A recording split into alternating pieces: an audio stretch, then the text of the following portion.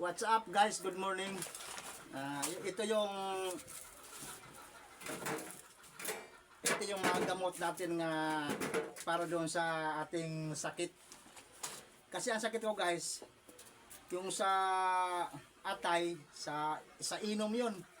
Kasi nung araw, manginginom talaga ako. Ngayon lang tulungalabas nga ako'y 50 na megit. Yung sakit na ito. Pero papunta pa lang siya guys, yung sa atay ko. Ayun naman ang sakit, ang uric acid mataas, at saka yung cholesterol guys. Kaya ito dito, mula dito hanggang tuhod, kumikirot siya guys. Tapos tumatakbo dito sa likod, yung yung kirot. Tapos maghawakan mo, parang parang kumukurinting nga, para siyang naninigas. Yan ang sa uric, saka yung cholesterol guys, nagsama-sama na. Ito yung gamot natin. Ito naman guys, sa tawag dito sa bad. Sa good cholesterol to siya. Inumin ko sa isang araw, isang beses, kahit anong oras sa araw. Tapos ito yung bad cholesterol, yung sinasabi ito. Ito yung guys, tuwing gabi naman inom ito. Ito yung matindi, bad na siya. Yan. Tapos ito naman to guys, ito yung sa atay. Ayan siya. Ayan, ang pangalan niya ay Power Liver. Ayan, Power Liver. Gamot siya sa atay. Isang kahon yung guys. Ayan biro yan, dami natin gamot. Tapos ito naman dito ito naman sa vitamin. Vitamin B12.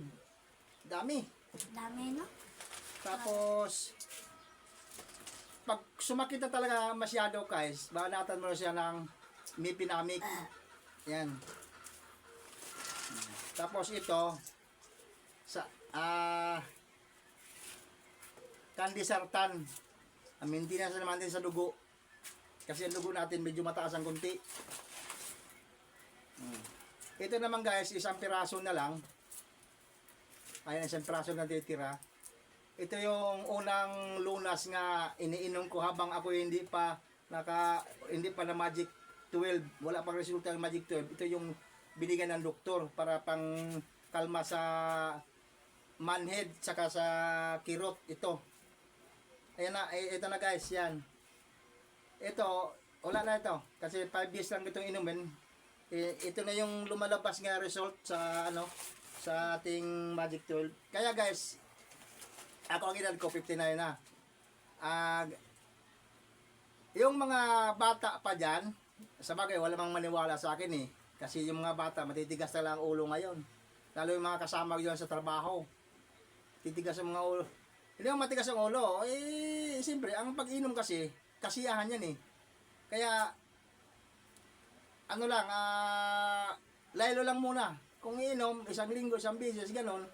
Tapos, ang pulutan guys, bawal yung mga mantika, baboy, mga taba. Tama yan. Ayan guys, yun lang ang sasabihin ko sa inyo. Ayan guys, thank you. Sana maintindihan nyo ako. Ako manginginom nung araw. Ngayon, ito na. Dumating na sa aking buhay nga, ganito na ako. Tumaas ang cholesterol, saka uric acid na naman guys. Yung dugo ko, yung sa diabetes, wala. Normal. Normal lang.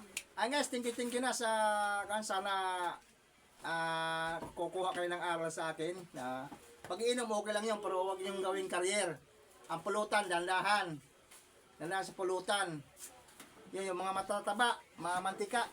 Ayan, bawal guys.